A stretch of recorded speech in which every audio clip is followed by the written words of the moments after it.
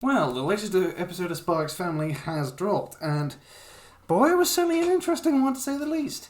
I think the first of all thing was just the fact of just the level of skill that both Nightfall and Lloyd have. It's almost incredible to think that the Forger are just that overpowered, especially when it comes to tennis. They're even able to beat opponents who can shift the game ever so slightly, like raising the net up just a smidge, just to knock the ball off, or to make it seem like the fact they can lose their footing. And even with all that, Nightfall and Lloyd still won, and they won completely. And that was with two opponents with two very, very cleverly designed rackets and everything else, and a sniper shooting rubber bullets. I think the other good thing about the whole thing was just the fact of how everything went down.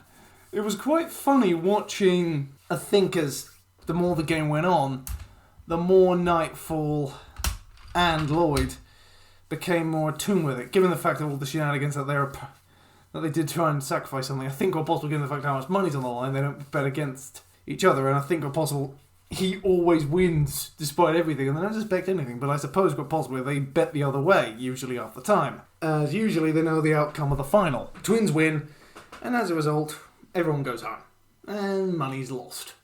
Or changes hands, rather, and fortunes are won and made. The other interesting thing, I think, was just how much time was spent on the actual match itself for part of the episode. It seemed also for a fact of when they used the rubber bullets, Twilight guessed it, realised the fact he'd been hit, and the fact the rubber bullet was camouflaged to match the court, so it wouldn't necessarily look out of place. I think the other thing was also the Bald Boys were also in on it, shooting off their own compressed air rubber bullets. But still, nonetheless, Lloyd and Nightfall, once they realise what they're coming at them, they start dodging around, throwing the sniper's aim off, and also even deflecting them. I think one of the best moments, was when the male of the Campbells, the brother of the Campbells siblings, got hit in the stomach. And he wasn't doing really tough. He pretty much doubled over, but he still kept his feet, which is surprising with the fact he got hit in the stomach with a rubber bullet.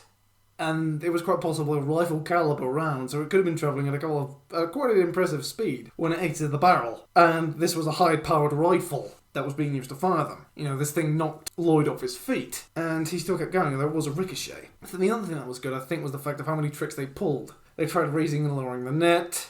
They tried stinking up the tennis ball, throwing them off. He pretty much tried every dirty trick possible. Some of them backfiring on them, so just the fact of how many cheating moves were done. The other interesting thing about the whole episode and about the whole escapade was the fact that with each time and with each passing moment, things sort of went from bad to worse and worse to bad.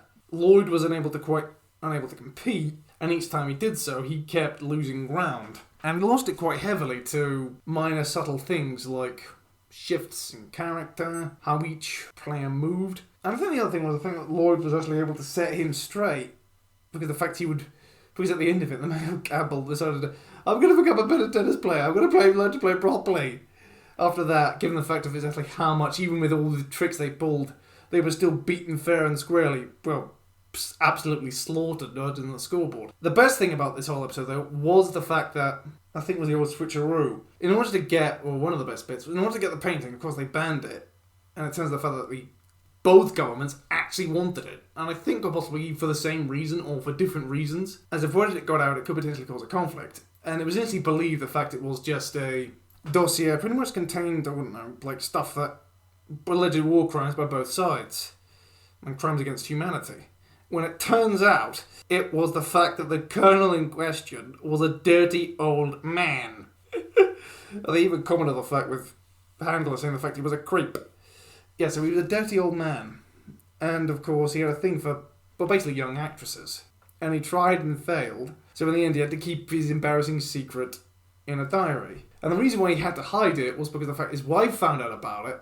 And in order to prevent it, disrupting his family life, he had to hide it from himself and others.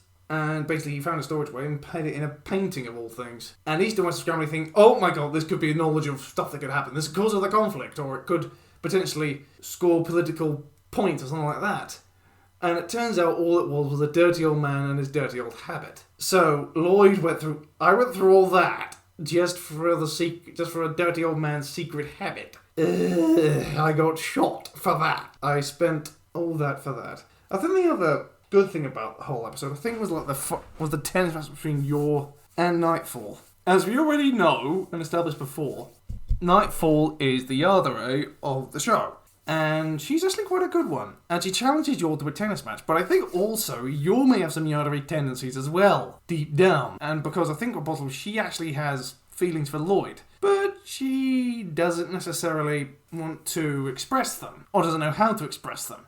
I think possible she doesn't know how to tell Lloyd what she feels. And I think Lloyd is sort of in this difficult place of going like, I kind of have the life I really want, but it's for the mission, and once Operation Strix is completed, that's the end of that. It's really quite a dichotomy, because I think Lloyd has what he wants deep down, or has finally achieved that, and Yor sort of, I guess, decided to go along with the plan, just because, well, she needed a fake boyfriend, but as a result, she doesn't know quite how to pluck up the courage to tell Lloyd how she really feels. And also I think the fact that both of them have their big secrets, and both of them could be potentially have done quite a lot of illegal stuff as a result, and now it's the fact she finds herself competing with another woman, one of his work colleagues. And of course, she doesn't know quite how to handle all of that. I mean, she's had Lloyd all to herself for several months now.